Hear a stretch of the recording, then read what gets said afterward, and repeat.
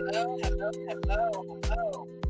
Thank you for joining us for another podcast episode. This is a random once pop up a spirit one something that God has placed on my heart and in my spirit. Um, and so I wanted us to talk about is love.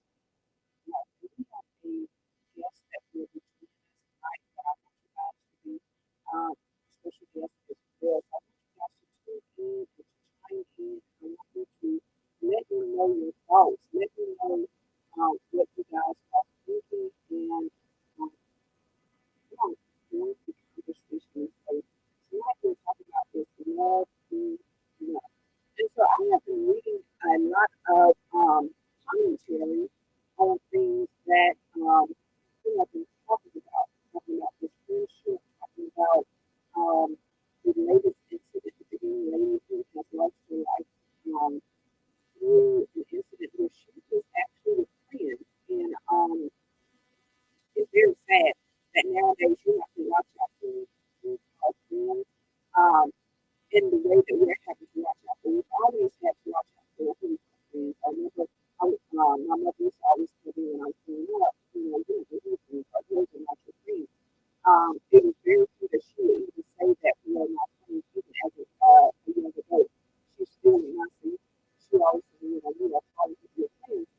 And indeed, they're not your friends. And so I wanted to get on here and talk about not just the friendships, but intimate relationships, what's within your lives, and things of that nature.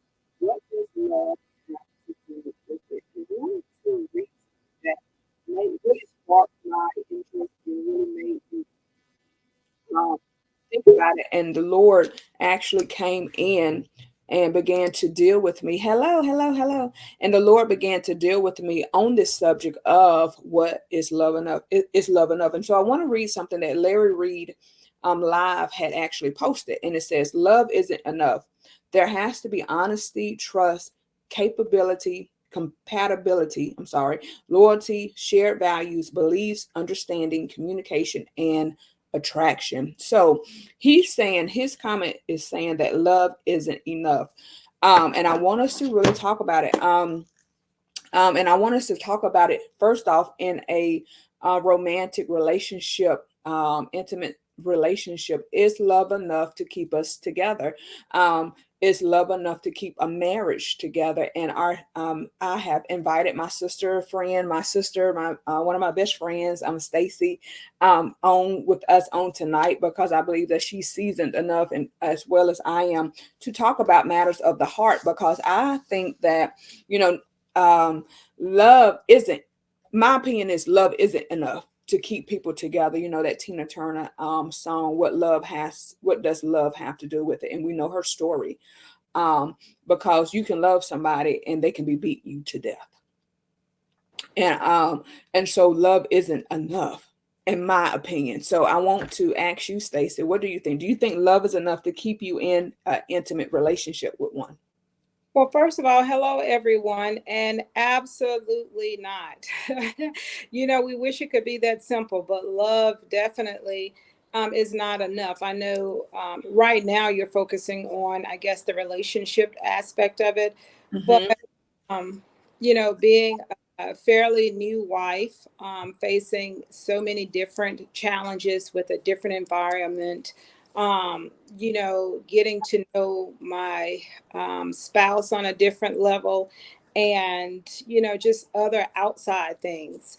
So you really have to, number one, have a good outlet, not the husband or the wife. In some cases, I know, we say we want them to be our best friend and our confidant and all of that. Those things are good, but me personally, I just don't think that every single thing can or should be necessarily shared. um, God, the the spiritual aspect has to be involved, so that you can actually know and hear from God what can be shared, what can be handled at that present time, or even if at all. So when I say a confidant, perhaps a therapist, counselor, I don't necessarily recommend family, because that may change their view on the person, and you're still in love and still going to be there. But you definitely need some additional things besides love. You need counseling or a confidant. As I said, you need God, definitely for me in my relationship personally. Um, yeah, and yeah.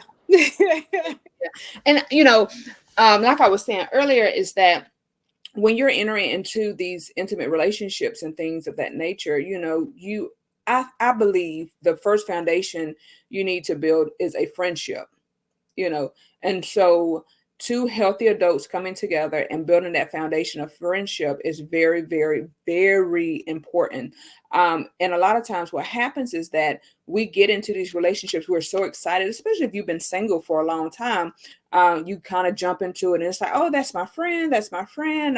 And then all of a sudden you start using the L word, love. I love them, I love them. And it's like, do you really know them enough to love them? And so when I say, is love enough, is it enough to keep you in this relationship? Because do you really love them, or do you admire them, or are you infatuated with them? Do you know them enough to even know that you love them?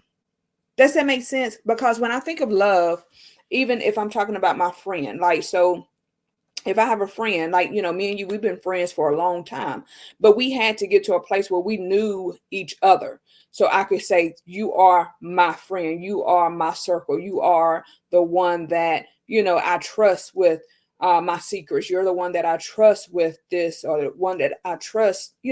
And so when you think about intimate relationships, and if you're building that type of foundation, are we really building that foundation of friendship where I can trust you with my stuff? And then also, another way of looking at it is, you know, we think we can, but we're not really looking or hearing or seeing them in the correct lenses that we should, because do they really have the capacity to hold your stuff? So you brought up several good key points. So let me start with love and the many different dimensions of that. Because you were saying, is it infatuation? Is it admiration? You know, here's the thing, people often confuse loving someone with being in love. Those are two different things.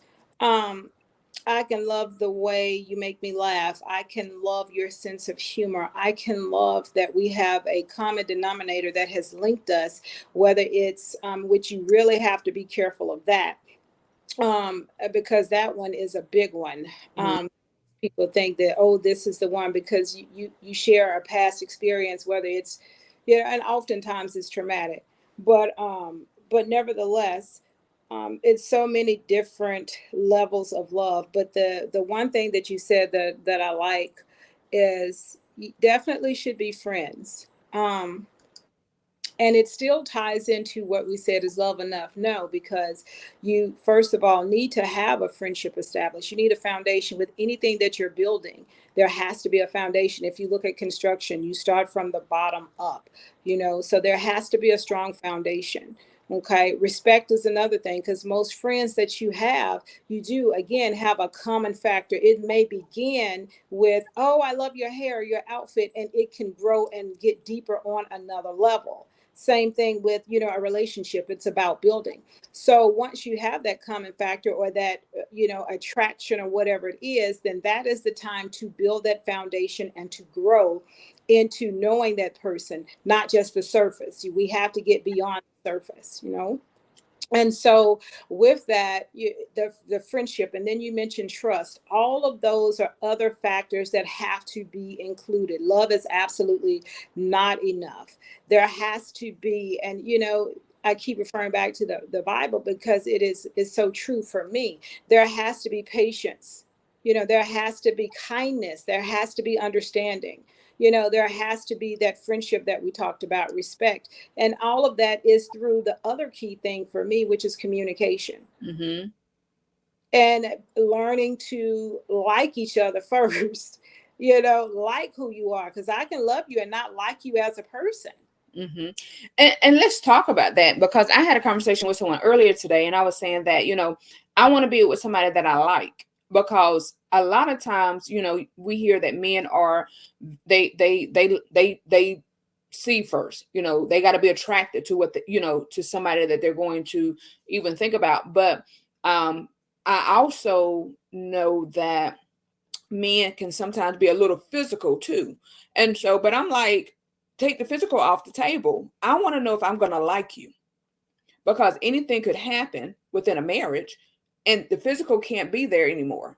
And so if I can't roll over or lay in that bed with you and say I like you, that's going to be a problem. I'm going to find it difficult to stay in a relationship with you. I Yeah, mean, I know I am. If I don't like you, if I don't like how you talk, if I don't like that you don't communicate, if I don't like that you're a surface person, but I based our whole relationship on this animal attraction, because we're something else in the bed, but now that's off the table. What do we have? right. And that goes back to what we were saying in reference to building. I can remember a long time ago, long, long time ago, not telling my age or anything like that, but I was definitely in my early 20s and I had a private duty case. And there was this gorgeous, gorgeous older lady, and she was taking care of her husband. Recently had a stroke. You could tell they were absolutely a stunning couple because this man, even in his latter years, and I mean, they were I'm sure 70s, early 70s, late 60s. He stood even then about 6'4", 6'5". So, and he was slumped. So before, I'm assuming he was like 6'6", 6'7", pecan brown complexion, gorgeous silver wavy hair. The lady was beautiful, pecan, long length. They were just gorgeous. And she watched me because I was in a troubled relationship at that time. And some days I would get dropped off, and apparently, she could tell by, my, I guess, my attitude, or sometimes being on the phone, or the person being late picking me up. And so one day she pulled me to the side because I really grew close to them, and she said, let me tell you something, honey. She said, that man in there that you take care of is a mean something. She Mm, said, and I don't want you to be in this position. She said, I see you on that phone arguing. Some days you come here, you look as if you've been crying. And she said, it is not worth it. You make sure that you like that person, not just love them. She said, because that man in there, I have to pray every day for me to take care of him because he has had a stroke. And when he was younger, he was a liar, a cheater. Yeah, he was a provider, but he had all those other things. And there were multiple women, and now that and he was obviously older than she was. She's like, now that he's older and sickly and can't, like you were mentioning, perform, I'm just stuck with someone that and she did use the word stuck. Because of her walk with Christ, she was determined to stay married because it's not just because of, and I guess when she was younger she had every right because there was adultery involved, and she's hmm fully aware, but she still chose to stay. And she said, I'm stuck now with the person that I don't even like. And I have to pray every single day. And he has the nerve not to even be kind. He has the nerve to be mean. And she said, do not be that person. I mm, never got that. And that was many, many years ago, as I stated. So that is very key because those are two different things. I have to like who you are, learning a person's heart, making sure that you guys have some of the same standards, that you have some of the same goals. It goes back to communication. You have to have that. You have to have those hard to have conversations. And later, this is as we're building, initially mm, you don't, I guess, you ask your general questions, or like we said, surface, and then you grow to that. But you definitely want to know what your short-term, long-term goals are. um, the religious aspect, that can be another thing that can separate you. yeah. Salaries, money, is it okay if, for a lot of men, they have an issue if the lady makes more money, Mhm. or if she decides not to work and be a stay-home wife, or are we in that position? So there are so many different conversations that need to be had But absolutely, you definitely need to build that friendship first and see if you are compatible, or if you, like you mentioned, even like each other. Yeah, I think that a lot of times what happens with what I have been finding here lately is that a lot of times people don't understand what their values are. And so one of the things I take a lot of my people through is I ask them, what are your values? What are your values? Because when you can tell me what your values are, and surprisingly, a lot of people do not know what their values are. Yeah. Values. And another thing that I've learned recently with the help of a very good counselor, learning boundaries. Hmm. Learning what they are for yourself, helping someone to know what they are, and sticking with them. I understand that we have to, compromise in life with certain things, but it doesn't mean compromising who you are as a person or your integrity or things like that. I know it's all give and take, but I am saying that the values, and letting it goes back to sharing. I this is what's important to me. Family is important. And sad to say, but money, I think I know for a fact you and I have had private conversations, and I one thing that I took from Tyler Perry is the different stages that you need to see a person, because each time you get a different character, when they're happy, when they're sad, when they're angry, when they have money, and when they don't. Because each time, each emotion may generate a different part of who that person is, because there are so many facets to who we are, and it's not just one thing. Hmm. So, have that discussion about the values that you mentioned, and some of those things will come out. It will come to light. And sometimes you need to listen for what's not being said, because you can hear a lot in that. You really can. Yeah, and we need to not listen to what we want to hear. Because it's in what, like you said, it's in what is not said, and we need to learn how to ask those very important questions, such as, um, you know, have how many times have you been married?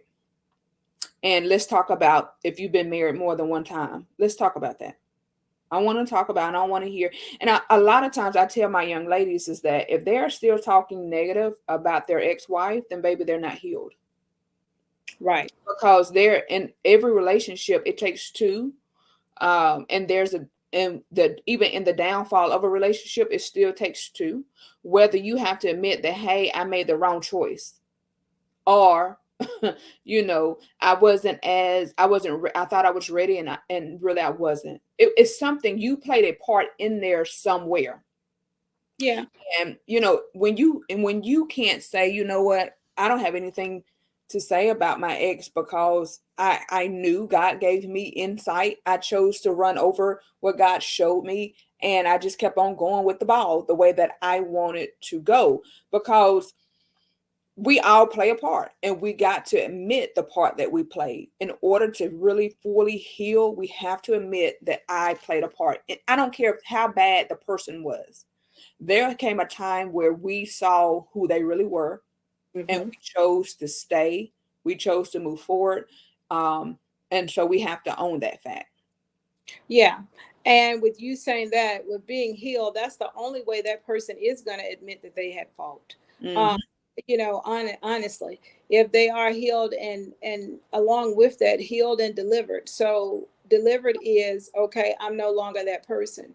You can say, yeah, that hurt healed, but have you changed? Right. Because with healing comes change. Hmm. And so with that's where the deliverance comes in at. Yeah. Um, you know I am not the same person that I was yesterday, the day before, definitely not last year or the year before, but I have room to grow. I have really, this past year, has been challenging. And, God actually set me up for it. And it's just so funny, because I have learned not to necessarily, and I was doing a great job for the most part, but try not to have those emotional responses. Yeah. And we have to keep in mind that we can't take back things once they cross our lips. So that's why we have to take a minute and pause. And so many different times I've not done that in my own personal relationships, whether it's, with my son, with my friends, and definitely with my husband. Hmm. But um and sometimes doing that can be costly, you know. Hmm. Um, so you just have to really be careful not making those emotional, responses and things like that. And like you said, when you have the healing and deliverance, you will have some accountability in your part if you did have what you were saying, like that failed marriage or relationship prior to.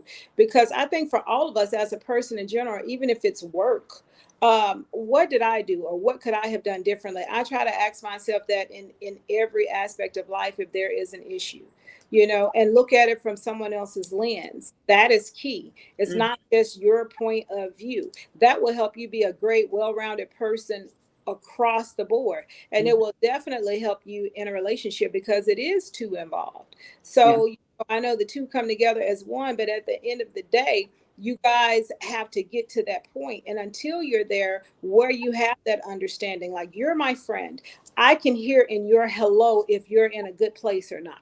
Hmm.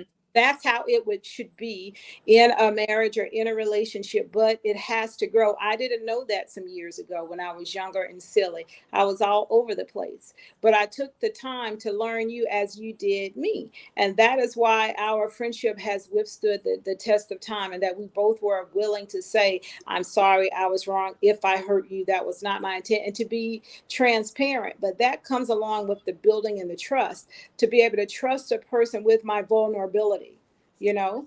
Yeah. So all of that the trust factor, being healed, delivered, all of that, because once you are healed and delivered, then, if you take the time to get to know that person, you know, you should be able to open up and trust. But that comes back with the values. Find out who they are and those things, and your comfort level will change.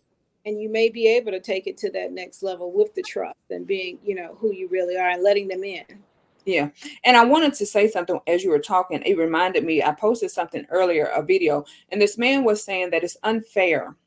It's unfair to be in a relationship with someone where you're constantly having to remember that you had to forgive them for something they did to you that broke the trust. And depending on what it was, because if you are in a healthy relationship, it shouldn't be something simple. It has to be something major to break the trust in a relationship. Mhm. And I do think it's very unfair, for someone to have to sit and look at someone day in and day out knowing what this person has done, and then I have to heal in the same environment. And now when I say that love isn't enough for me to stay here, um now I'm being questioned about my values, my loyalty, my commitment to this marriage. But depending on what it is, I want to use some infidelity. Mhm. Infidelity is one of the major things that I believe that within a marriage is something that will break the trust. And now you want me to stay here and heal in this same environment. I think that love in this in that stance is not enough to make me stay, because how can I? It's not fair for me to have to roll over and look at you knowing that you've been with another woman. It's not fair for me to be in the same house knowing that you've been with another woman. Um, for me, I can say for me, I can't speak for other women, that love then isn't necessarily enough for me. Especially Right. if you have not communicated to me that there's a problem. If you have communicated to me time and time again, if I have withdrew sex, if I have not given you met your needs as you have so communicated to me. But if you haven't said any of those things to me and you just went out and you cheated, I can't see myself, me personally, if that makes sense, staying. Now it's a difference when I come to you, and I say that you're not meeting my needs. You're not meeting my needs, and you're being selfish. You're not loving me the way that I know I need to be loved, and you're very emotionally. I feel like you're punishing me for whatever the reason, or emotionally you don't have the capacity to be there for me. That's a lot for somebody else, for somebody to really be faithful. And I know it's oh gosh, I hate to say this, because people are going to be like, she's a pastor, she's this, she's that. But honestly, we're gonna be honest, we're humans. And Right. so I'm in this marriage with you, and I want you, and I need you, and you're just got this wall up, and you're not being who I thought you were in the beginning, and you're not, you're cold to me. You're not giving me intimacy. You're not having sex with me. We're gonna be honest, because that's one of the biggest failures and why marriages fail. Um, and you want me to stay faithful to you, but yet Johnny is giving me the attention. He is talking to me. He is listening to me. He's been everything that you're not. You know, I think that's different. And I'm not saying that people should stay regardless when somebody cheats, but I'm saying I believe that there's a difference. I'm gonna put a difference on it. If somebody came to me and told me that, hey, you know, as a client, a counseling client, I'm gonna probably be sitting back saying, well, I kind of understand. I ain't gonna say it right, but I'm be thinking to myself, I understand. But you know, but if it's just somebody that cheated, I mean, because I wasn't married, but I was the one that was cheated on. And it was like, why? I'm like swinging from chandeliers. I'm giving you everything that I got. What is it that made you want to go and be with somebody else? And that's just with a girlfriend, boyfriend. I'm How gonna in get the the top world? look at you at the top of the glasses, the chandelier, Miss Ma'am. Okay. I ain't always been safe. So, but the, but, you know, but within a marriage, in a marriage, I can't, Yes. I made these vows. How in the world? So is love enough? So For me, I can say for me, I don't think I could stay. going Jacqueline back, said, look, Jacqueline said, I want to put her comment back up. She said it would be a challenge for her to stay as well. I mean, I know I could. I mean, I couldn't, I don't think I could look at you. yeah, I want to back it up to where you pointed out before it gets to that. Have you spoken with me? Have you talked to me? Have you told me what your needs were, that they weren't being met? This. I want us to look at that, and we have to be really, really careful to make sure that we are capable of handling the truth, because it's not always nice, it's not always pretty. Because are we sure? And I tell people this when they ask questions, make sure you're prepared for the answer. We ask questions and then we get angry and you punish that person for their honesty. So if can we really take it? That goes back to the trust factor. That goes back to your foundation. And even then, if you have all of those things, that is a tough conversation to have. If I were to say, honey, you know, you are working, you're super busy, I never get to see you, and I know that I am working here, and like you said, Johnny is looking at me and he never forgets to tell me that I'm pretty or that I'm gorgeous or, you know, whatever. You know, I like Johnny, he's attractive, nothing has happened, but you know, I'm telling you that he's has my attention and I need more of you. That could spark a lot. Depending on who that person is, they could withdraw, they could hold your honesty against you and push it further away. So you guys have to make sure that you have that relationship and that that person can handle the actual truth. You have to find a way to deliver what your needs are without creating a larger conflict. But that goes back to knowing your partner, knowing what they can handle and a different way to address them. Not that you're not being honest, but everyone has a different language, everyone has a different way that they can receive. So you have to know that for starters. And no, it's not fair. You also said it's not fair for me to still lie beside you, knowing that you've been with someone and this. But that's a choice. If you are dedicated, if you've made up in your mind, I am still going to make this work. We love each other. We both of us have dropped the ball. We're going to make it work. You know, you can't sit in resentment. So if you've made a decision to stay there, you have to take the necessary steps, whatever they are, to rebuild and get back to where you were and better. So what are those steps? Write down or find out what it is that you will need to be able to go past that. You have to forgive, number one, and the resentment. Find out the why. You know, it may not be about you and what you weren't giving. It may be something inside that those people still had that they weren't even aware of that caused that. So find out, both of you, figure out the why. You know what I'm saying? And Mhm. then what does it take? What will it really take for me to get back to where we were? And is that person willing to do it? For one person, it may be, oh, well, she likes attention, maybe I should call her, and for and say, hey, I'm at lunch, honey, hey, I'm this, until she gets more comfortable. Not that you're checking in or someone is micromanaging the marriage, but whatever steps it takes to get back to that point. And it may seem like that, but if that's what it takes to get back to where you were and better, then that is what you do. But if you feel like you're going to try to stick it out, you have to be willing to forgive and not remind that person every day of what their sin was or their crime. No one wants to hear that. We don't want to hear it. So don't do that to someone else.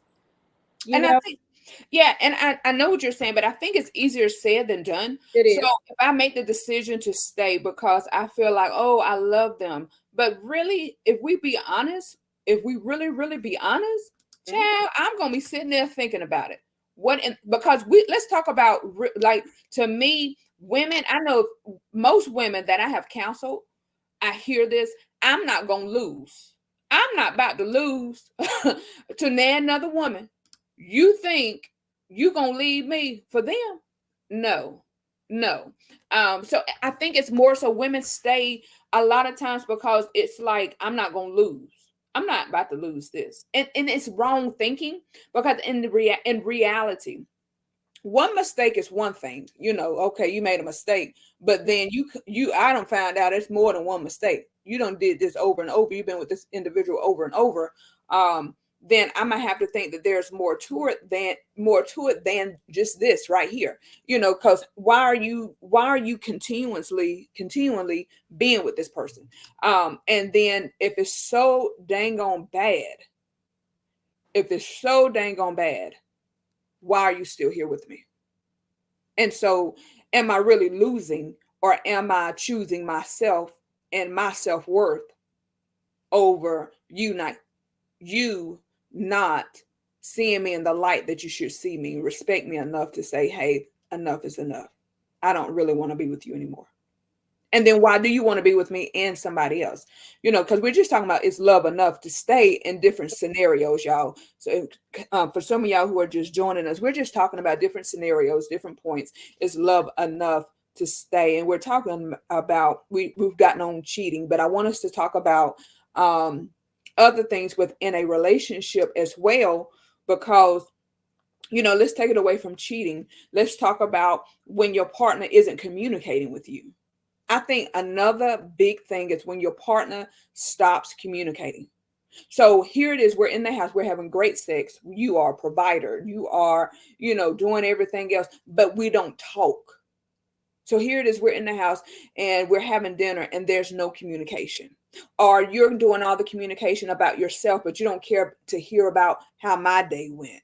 You don't care about my feelings. You don't care about, my innermost concerns and things of that nature. So when communication isn't there, can I still stay here? Is love enough to keep me here with you?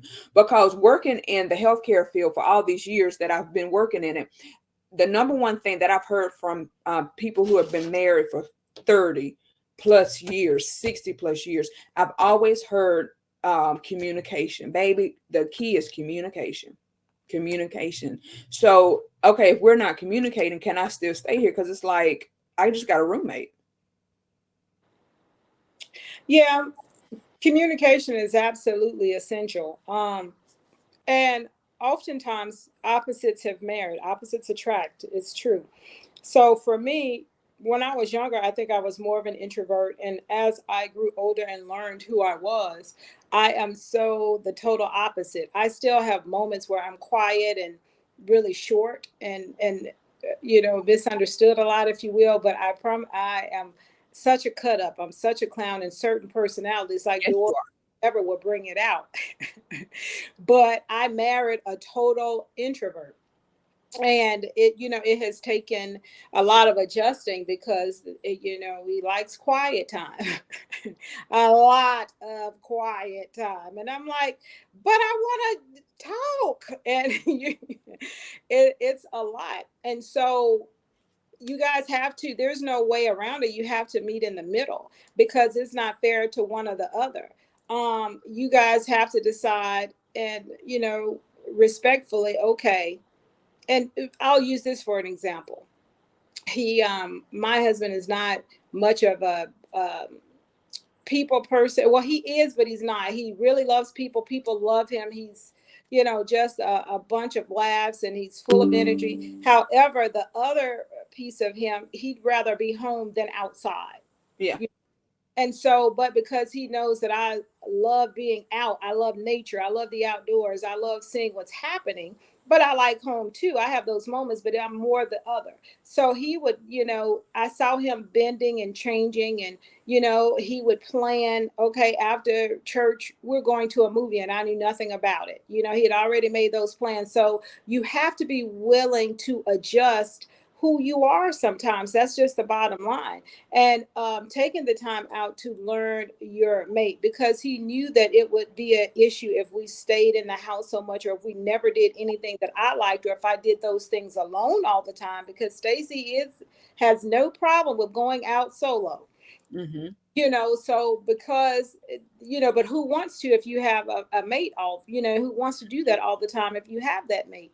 So he recognized that, and I saw effort and was appreciative of that, and let him know, thank you so much. I know this is really not what you do. You have to acknowledge it when you do see those changes too. That's also, or it will come off as being unappreciative, or like it doesn't matter, and you don't want that either. So you have, it's give and take. That's just across the board and what it is. And even with your communication, that is how you get to that point. Mm-hmm. um just even like triggers, or learning. That's another thing that we talked about, what the triggers are. Some people use those in the wrong way. They will use those to actually attack, or use those in a fight, whereas you should be using that to keep the peace. I know that this is going to bother him or her, so let me not do that. Let me figure out another way around that to Mm-hmm. get my point across. So communication, learning those things, learning their love language, learning what sets them off, what they don't like, what sets them back. It's a lot of work. That's just, there's no way around it. It's a lot of work, but at the end it's worth it. It's worth it, because what you can build is something incredible. you Yeah. know you can have that best friend, that whatever, that Right. person that, what we talked about, in a different matter, that just smiles when you walk into the room, or you light up. You can have those things, but it is work. You have to build to it. And that communication, which is the other key we were saying, with no, love is not enough. That is probably just as important as the love aspect. Right. And I wanted us to talk about, because he also on his post, um, where he said love isn't enough, he said he talks about the shared beliefs. And so I had a conversation with someone earlier today, and we're talking about shared beliefs. And I had brought up the example of a Muslim. I said, if I'm a Christian, they're Muslim, it would be hard for us to really make this thing work. I said, especially if they are dedicated Muslim, you're a dedicated Christian. I said, how in the world could you make that work? Because to my understanding, and I could be wrong, those of you who are out there listening, you correct me if I'm wrong, but they pray several times a day. And so if I'm one that don't pray like they are praying, you wanted me to pray, you wanted me to dress a certain type of way because that's a part of your faith tradition, and I'm a Christian and I don't believe in those things. How in the world are we going to make this marriage work? Love now, I don't believe is enough. If I am um, one that has a certain belief system, such as, I can tell you one thing, especially when you're marrying someone that is have children already. So I'm a single mother. Let me use me. I'm a single mother, and even though my children are grown, we know that they stay here. And so I'm like, in back out here. Those of you who don't know, I've been talking about. I'm back out here. Stacy knows. I'm back out here in these dating streets, and I said, Lord, I don't think I'm ready for these streets. I thought I was. I thought they weren't ready for me, but I ain't ready for these streets out here. But with me having my children here, my biggest thing is, I'm dating with a purpose. I'm not dating just to be dating. I'm not just out here taking free meals and just doing things like that. So I'm dating with a purpose. And so my thing is, where I stay, is my children's home. And so when I do get married, we will have to get our own home. And there are some people I have talked to, and they're like, well, why don't you just sell it? Well, why do you want me to sell my house? My belief is this is something generational wealth. I want this to be for my children. I'm not going to always be here, and this is what I want them to have when I'm gone. They Hmm. have something. This is what I want to leave them. And so, there with one individual, it was like almost like a back and forth thing. And I was like, first of all, I don't know you that well to have a back and forth with you, you know but again, that was our the belief was different. We had separate belief systems. They felt like, well, if you get married, we should be I'm not selling my home for you. But that was my belief, and that was for my because of my values. Going back to, I value family. I value that with my whole heart, and so I want to make sure that family is good. Does that make sense? It absolutely does. And I know for certain that when you started off that conversation with the first of all, that he knew right then that that was a wrap. But You would have thought he did. You would first of have. all, If you know me, then it was not a, oh no, oh no. right. It was the base and the, I, hold I up, wait cringe. a minute. I cringe because even now, and this is not even when it really happened. Well, first of all, it's like, oh Lord. Yeah. But yeah, and then to I am, people think I'm so tough, I'm so hard, but my delivery is never really like that. You are the bubbly, friendly, oh, and everybody, oh, she's so sweet, and she is. But when it comes down to business and they're looking at me with my, me and my dryness, but I'm the first one that will, I hate to say sugarcoat it, but I try to address it in a different way. That, first of all, is real strong. And I know you were just putting it out there, and you did say that, though. Of that, I am sure. But you do want the person to understand where you're coming from and know that you're passionate about it. And I know that that's where that was coming from. Hmm. The first of all, because that is something that is dear to your heart, and we tend to change our mannerism, our tone, everything changes that when we are, have something dear to the heart, and your children are that for you. It is an individual choice, like selling the home, and because it generates wealth. um, a lot of people think, and I'm one that shares, if God did it once, he can do it again. But if he doesn't have to, he doesn't have to. I get your point of view as well. um but for you, you want to make sure that your children are good. I see nothing wrong with, especially if that person is in agreement, but you guys have to have that conversation. Let's build together. This was already established. He probably will have a home as well. You have to decide, am I going to move into yours, or are we going to sell his or rent that out, or whatever you want to do, and we start fresh. But I always look at things like, okay, that's two mortgages plus one, that's three. You may not always be able to have those things occupied. So it's so many different conversations that will have to be had with that. But the bottom line is, it's on an individual basis. There's no right or wrong when it comes to that. It's what's right for you. It's for what's right for you as a couple. But the conversation has to be had, be true to who you are. Because some people will hold that and be resentful. Well, I sold my home, or I got into debt and with a new home, and you still had that one, whatever it is. So you have to make sure that you guys are definitely both on the same page when it comes to that, about what is important. Going back to you and your values, all of that still ties into some of the same thing. You value your family, you value creating generational wealth, and how can I help, how can I do this or that. So those are definite discussions that need to be had. I did have those actual tough discussions, and we were in agreement with a lot, and some we weren't. And but we also were like, we're not going to battle things necessarily that's not here yet.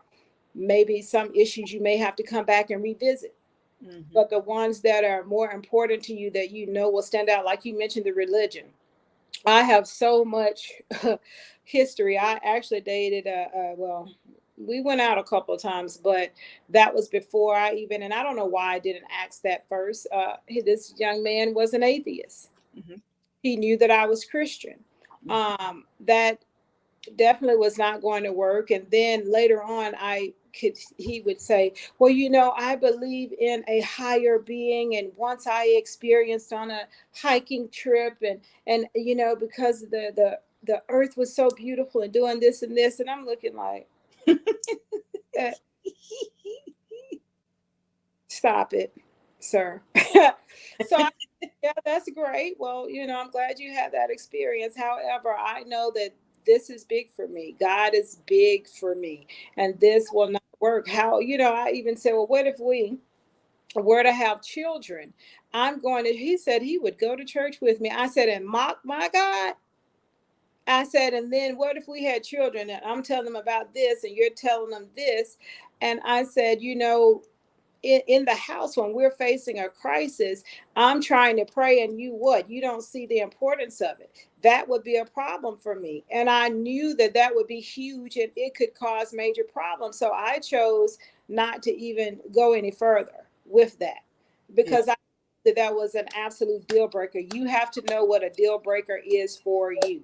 And And you cannot run over your deal breaker. I am finding a lot of women will know what it is that they want, know what it is that they desire, know it, but will go and run over everything.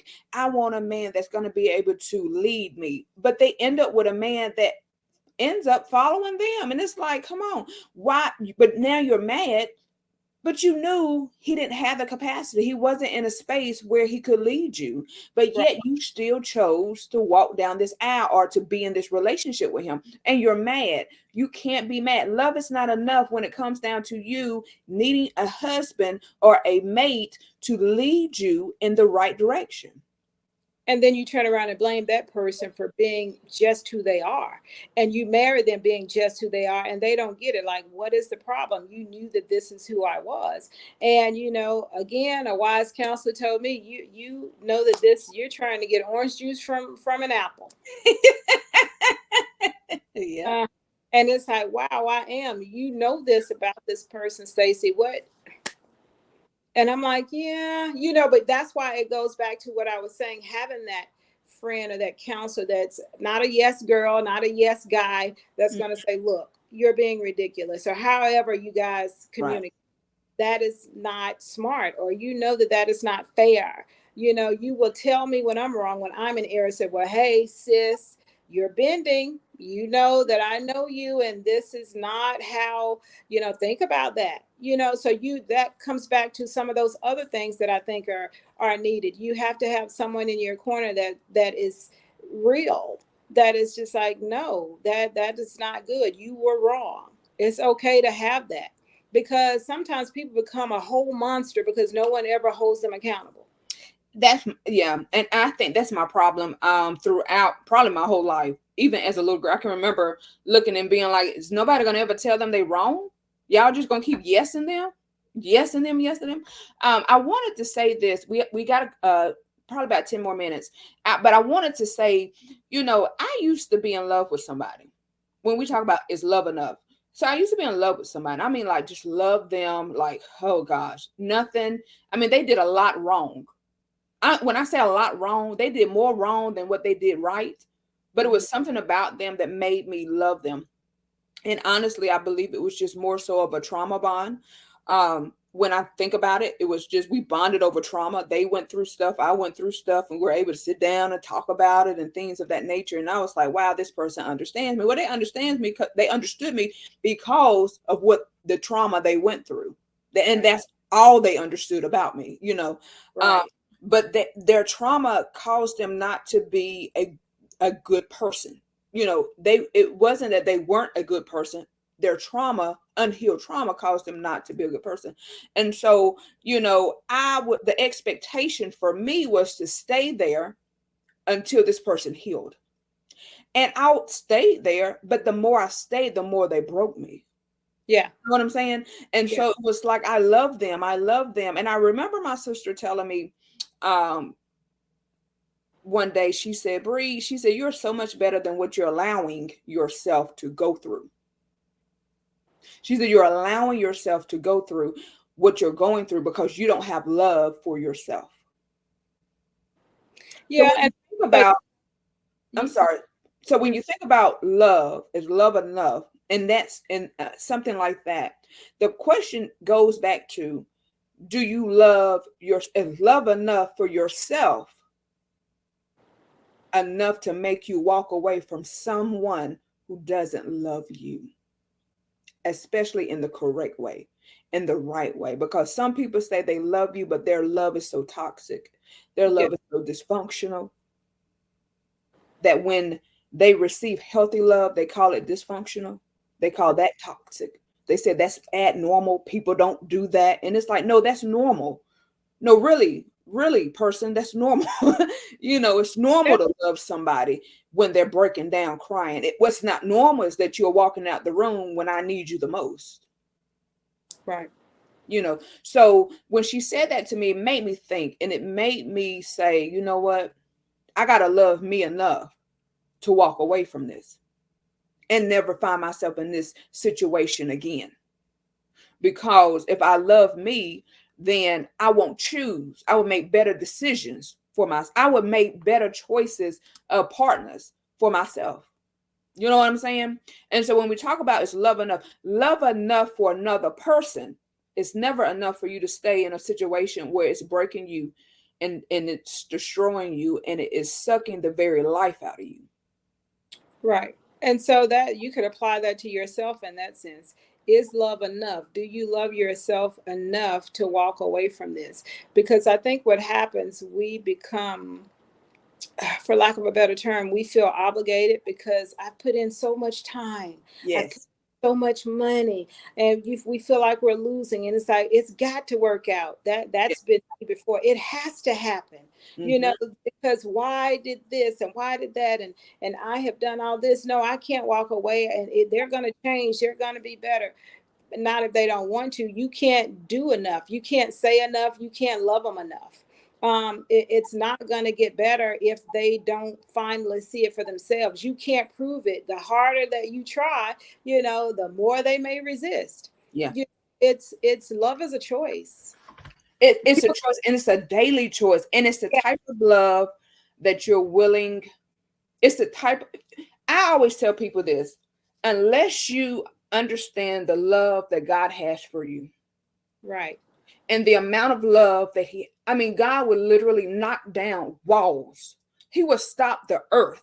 He would stop time, to get to you. And so if he says that he will give you his very best, why do we accept the very least from our right. partners? And so I look at those that I counsel and I listen to how they talk and I say, they don't love themselves. You got into something before you was ready, really. You did this out of your emotions that were faulty and they were broken and people pressured you and told you this is, you can't do things like that. What you got to do, one of the comments that was made earlier, and the person said you got to be honest with yourself and understand that your desire for a relationship is more than your desire to actually know who you are and to actually love yourself and Well, to wait and to get what you actually deserve. I don't deserve the bottom of the barrel. and that is true. And sometimes I think I always ask myself, and I advise people, whether it's the work, whether it's friendship, but since we're talking about relationships that haven't worked in the past, what was your takeaway? You have to ask yourself, even if it was, hellacious, it was this, what was your takeaway? What did you get from that? Because if nothing else, it should help you see who you are and who you are not. Don't beat yourself up because, oh, I loved him so hard. I gave him all.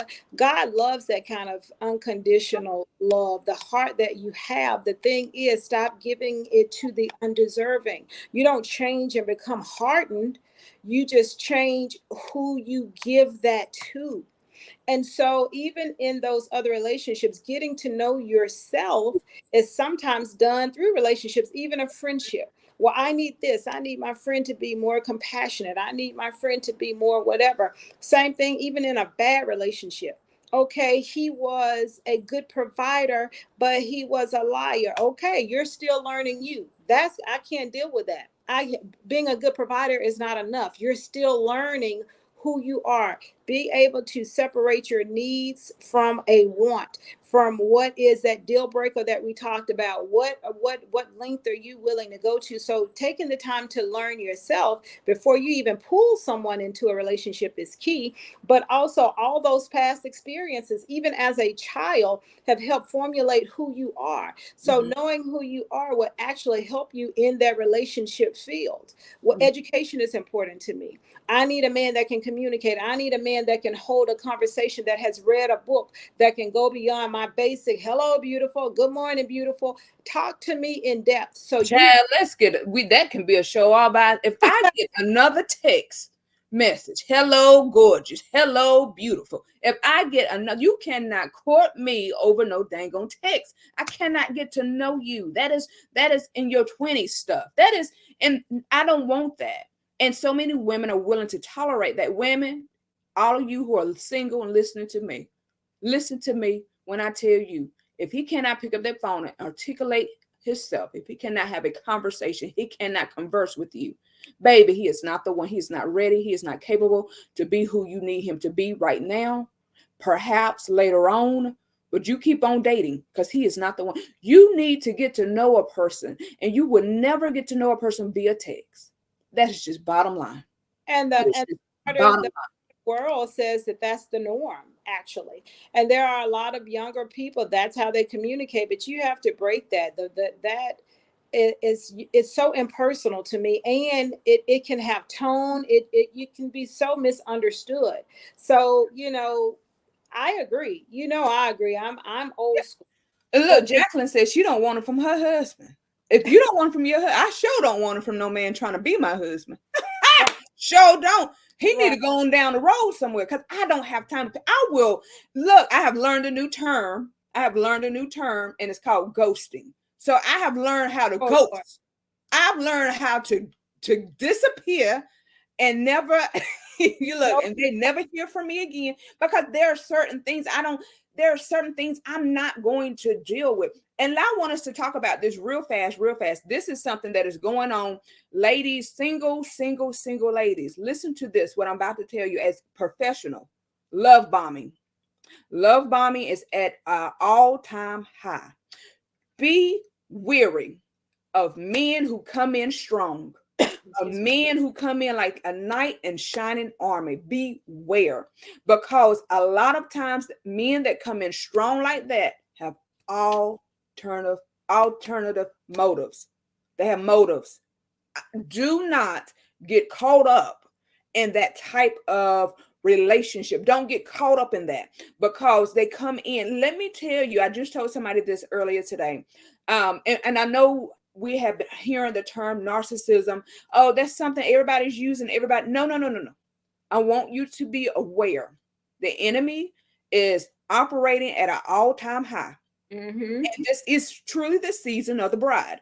It is truly a season where God is answering. He is sending the answers to your prayers. He is sending your husband. He is sending them. But the enemy is also sending counterfeits. Yeah. And so you Yeah. will be totally caught off guard with somebody who is constantly oh, he's so attentive. Oh, he's being everything that I wanted in a man. This, if you don't, honey, I am queen of background. I should have been, my part-time should have been a detective. Baby, I would dig and dig. I would call your mama. If you don't know me, you better know me. I would call your mama, your grandma. I would call your ex. I would call your children because I don't play when it comes down to who I'm going to enter into a relationship with. Because number one, if you have ever lost yourself in a relationship and you have had to find yourself again, that is the hardest work you will ever do. And you will bend over backwards. You will go into a figure eight, baby, before you go back down that road again. And Right. so I don't care. I want you ladies to be more careful. I want you to be more prayerful. I want you to be more discerning, because you deserve somebody who's going to love you, but with the right kind of love, not that false kind of love to come in and bombard you with a bunch of crap and don't mean near word of it. People are Right. being killed, people are being taken advantage of, and people literally our lives are being shattered because men and women are coming Yeah. in like a flood and acting like they're all this and all that until they get in real good with you and they got your guard down, and then you trying to figure out why you got a 5 for a credit score. It's because you Yeah. don't got your car. It's because you don't use your credit. Because you thought they loved you. You don't brought your own wedding ring because they ain't had the money to buy it, but you so blinded by this love bombing. And these Yeah. are real situations. So Yeah. I just want to put that out there. Please, please, please don't be so thirsty, but be ever discerning. Because I promise you, if you wait on the Lord, you're going to get what you are supposed to get. You're going to be with the one you're supposed to be with. Amen. Right. Yeah. So I agree with that. That, I know that you're wrapping it up, but that love bombing is, I didn't realize that was the term. Um, but yeah, they come and sweep you off your feet and they say those things. And I'm not even sure that sometimes people are very much aware of what they're doing. They do have that ulterior motive, but some of them don't even know that's what it is. They Mhm. come in with all of that, but oftentimes it's because once you get to see the real them, you're gonna run, you're gonna turn away. So they give you all the things that they've learned and picked up, or what they've even gotten from you in your conversation. So we have to be careful about our conversation. They've learned how you want to be loved, and they can put up that facade as if that's what you're receiving. Mhm. But at the end of the day, everyone has to be who he or she is. And so you'll get that for a little bit, and the true person surfaces. And so because you have been so smothered and covered, Mhm. with all that other stuff, you think, and so you're in total shell shock when the true person arrives. Like, wait a minute, but that is just, that's how it is. It's like, let me give you all of this, and they may feel like they're giving you the very best of them, and then that's it. They've come into a brick wall, because that's all they have, and what's left is the true being. So Yeah. we have to be careful. We think, oh, he's really into me, he's, well, maybe, but maybe not. So just Mhm. slow down Hey, and go. Vine, I'm listening. No, yeah, just slow down and go a little bit further, that's all. Yeah. And a lot of times, I want to say this too, and I know I'm trying to wrap it up, but if we allow people to be who they are, stop telling people what you want on dates. I'm not about to tell you what I want. I want you to be who you are, because I don't want you to try to bend to what I want. I want you to be who you are so I can make a very informative decision on if I want to continue on in this. That I'm telling you, because Yeah. we do more talking about what we want and what we desire. This is what I want in a man, or this is what I want in a woman. I want my woman to blah blah blah. But it's like, let the person be who they are, Yeah. and you can make a very informative decision. I remember, and this is no shade on anybody. So someone had given me some flowers, and I was like, oh, that is so sweet, that is so sweet. And one of my friends was asked, she said, ask them if they're going to be able to keep it up. And that was a very smart question, because I wasn't even thinking about it. They were like, ask them if they're going to be able to keep it up. And I thought to myself, wow. So I asked, and they were like, they gave me the answer, which let me know, no, don't ask me no more for no flowers. That's how I took it. Yeah. But I told them what I wanted. That's why I got them. But Right. it's not in their DNA to do on a regular basis, which is fine. There's no shade on that. But had I not said what I like, I never would have gotten them, because that's not who this person was. You Yeah. And understand what I'm saying? And so we do so much of telling somebody yeah. what we want, or who we want, what type of man we want, things of that nature. And it's like, that's not gonna fly, because you're gonna get a portion of a person that has bent towards you or what you like just to get you. And that's all they're doing. They're not gonna keep it up to keep you. Right. It goes back to what we said in the very, very beginning. knowing when to share, what to share, not too much. Oversharing can have an adverse effect. We think that we're letting them know because, oh, they need to know. Sometimes you can show people who you are, they'll pay attention, and sometimes they'll get their own meaning behind what they see, and you may have to clear it up. But nevertheless, don't overshare either. Real quick, I know for me, my husband, it was, I can't remember what holiday, and he's like, Stacey, I am not buying, and this is a husband, I'm not buying an expensive bag for this, because of this. Because he asked me for it. So I'm going to send you some ideas of things, of some things that I want, as gifts. And so I listed some things, and he's like, I'm not doing that. There's more important other stuff than this. But I'm like, okay, but you asked. But at the same time, in his head, that is just who she is. But I'm like you. I said, what are you talking about? I said, every time you think to do something nice for me, it doesn't have to have a huge price tag. Do you know how in love I am with hydrangeas? Do you know how in love I would be with a card?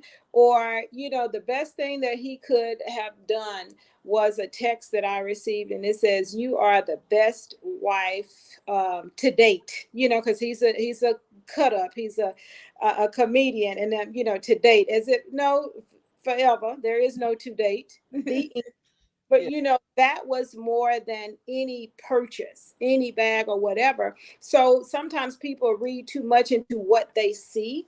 Mm-hmm. Yeah, what we can teach people who we are and what we like, but at the same time, it still comes back to the communication and getting to know, yes, I like those things, but they don't make or break me.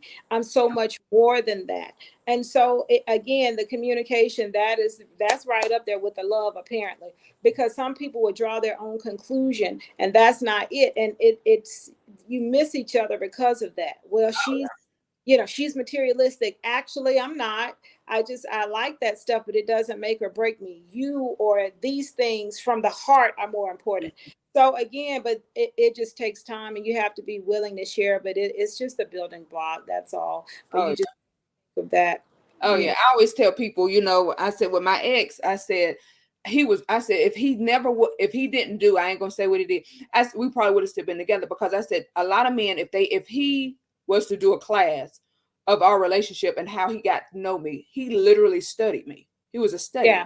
So Yeah. I never had to tell him what I wanted. I never had to tell him what I liked. He just knew. He knew that my child was important. So he became important to him. You know what I mean? He knew that it didn't take a lot to please me, but he did a lot to please me. He Right. knew that, I liked words of affirmation. So he always affirmed who I was. You look good. You look nice. Girl, you losing weight. Oh, you got a flat, things like that. And he knew it would boost me up. So he knew, because he studied me. These were things I never had to say to him. And I'm like, a lot of times, if we just study the person that we're with, Right. they never have to open their mouth. I love to study the behavior of people. And so people are like, how did you know? Because I listened and I studied you. I saw how you walked. I figured out why you move the way you move and things of that nature. So I know what you like. So, but yeah, so everybody, I thank you, Stacey, for joining me. This was last minute. I said I wanted to get on here. It was in my heart. And so I think we had a very productive conversation. Is love enough? Ladies, again, in your romantic relationships and your friendships, love is not always enough. You got to understand that two cannot walk together unless they truly agree. Honesty, communication, intimacy, and just all this other stuff, it wraps up into a relationship. Right. Amen. And so unless you have that, then you're not going to be successful in your relationships, marriage, friendships, family ships. Families break down over not being honest with one another. Mm-hmm. Really got into that. But again, we're going to have a new episode coming up on Thursday. I hope you guys tune in Thursday at 6 p.m. Yes, Erica. Yes, knowing their love language. Oh my, that's Yeah. a show by itself. Because guess what? Your love language truly does change. We talked about that. If you haven't listened to being comfortable with strangers. I think we touched on that a little bit because you evolve. When you evolve, that means sometimes your love language will evolve and change as well. So yeah, that's really, really good. Again, I join us again 6 p.m. I got a man that has a story of how he overcame being sexually abused. I'm excited to bring him on and for others to learn how he overcame this as a man who is now married with children, but being sexually assaulted as a young child, especially being a man, dealing with his sexuality and things of that nature. So I'm excited about that. Again, you guys, thank you for joining us. Tune in Thursday at 6 p.m. And until then, we will see you. Have a blessed night. And remember, I'm always praying for you. You're always in my prayers. Thank you, Vonda. Thank you so much. Vonda is a very special friend of mine. She mentored my daughter, but she's just I think we put our books together as well. And she just, if y'all haven't gotten her book, go to her. It's Man Chaser. I think it's on Amazon. Go get her book. Very, very good read. I read it in one day. And it's just very, very good. So again, everybody, I love you. And until next time, I will be seeing you. Bye.